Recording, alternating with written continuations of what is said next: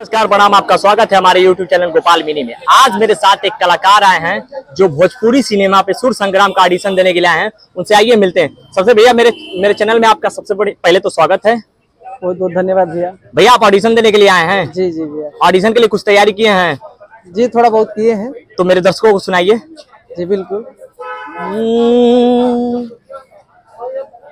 कि माई के दूधवा कोनो दूधवा में, माई के दूधवा कोनो दूधवा में मिठाई नहीं खे हो, और मिठाई नहीं खे उआ भागा बाटे जेकरा घर में माई नहीं खे, उआ भागा बाटे जेकरा घर में माई नहीं खे। भैया हम चाहेंगे कि आपका जल्द से जल्द सिलेक्शन हो जाए और आप भोजपुरी सिनेमा बड़े पर्दे पे जल्द से जल्द दिखे। अरे बहुत मिलते हैं नेक्स्ट वीडियो में। नमस्कार।